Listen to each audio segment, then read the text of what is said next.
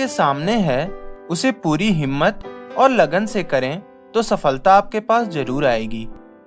दोस्तों, हिंदी दर्पण में आज हम बात करने जा रहे हैं भारत के प्रसिद्ध फिजिसिस्ट सीवी रमन के बारे में, जिन्होंने गुलाम भारत में जन्म लेने के बावजूद अपनी काबिलियत के दम पर न सिर्फ भारत में बल्कि पूरी दुनिया में नाम कमाया। उनके द्वारा किया गया एक शोध रमन इफेक्ट या रमन स्कैटरिंग आज दुनिया भर की विज्ञान की किताबों में मौजूद है, जिसके लिए 1930 में उन्हें नोबेल पुरस्कार से सम्मानित भी किया गया था। तो चलिए इनके बारे में शुरू से जानते हैं। दोस्तों, सीवी रमन का जन्म 7 नवंबर 1888 को तमिलनाडु के तिरुचिरापल्ली में हुआ था, जो उस समय मद्रास प्रेसिडेंसी का हिस्सा था। उनका पूरा नाम चंद्रशेखर वेंकट रमन था। उनके पिता विज्ञान के लेक्चरर थे, जिन्होंने बचपन से ही उन्हें विज्ञान के बारे में बहुत कुछ बताया था। सीवी रमन जी बचपन से ही बड़े जिज्ञासु स्वभाव के थे। हमारे आसपास जो भी चीजें होती हैं, वो कैसे होती हैं और क्यों होती हैं, ये जानने की इच्छा उन्हें हमेशा रहती थी। और ये जागरूकता उनके मन में बुढ़ापे में भी उतनी ही थी जितनी कि बचपन में। उनके पिता उनके सवालों के जवाब देते थे और उन्हें ज्यादा से ज्यादा विज्ञान के बारे में बताते थे। यूं कह लीजिए कि इस वैज्ञानिक के पहले गुरु उनके पिता ही थे।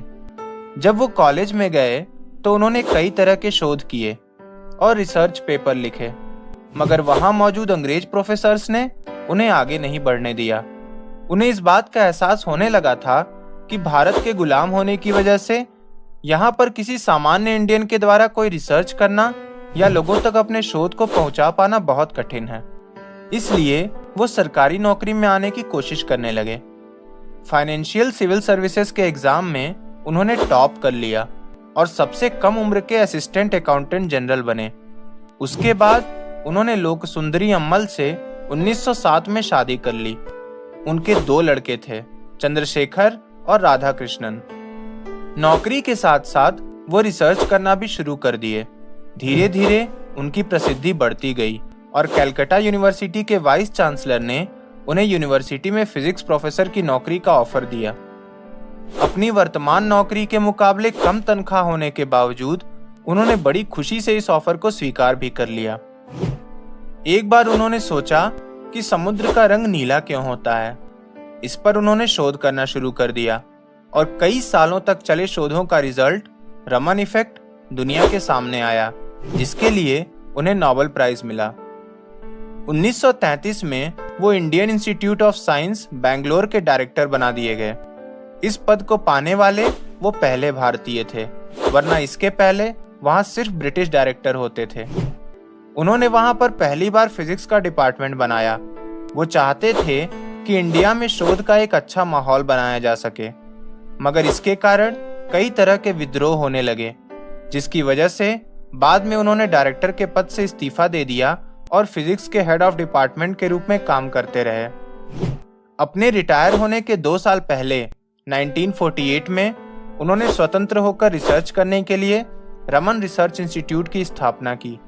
1954 में उन्हें भारत रत्न से सम्मानित किया गया।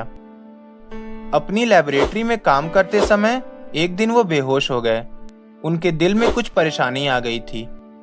उस समय तो उन्हें बचा लिया गया, पर डॉक्टर्स ने कहा कि उनके पास गिनती के कुछ ही दिन बचे हैं। उन्होंने हॉस्पिटल में रहने से इनकार कर दिया क्योंकि वो अपने आखिरी दिन अपने इंस्टीट्यूट में बिताना चाहते थे।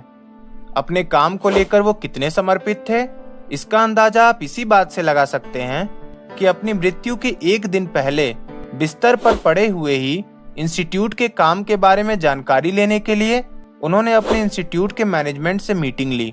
21 नवंबर 1970 को 82 साल की उम्र में उनकी मृत्यु हो गई, मगर विज्ञान के क्षेत्र में उनके द्वारा दिए गए योगदान को हमेशा याद किया जाता रहेगा। आपको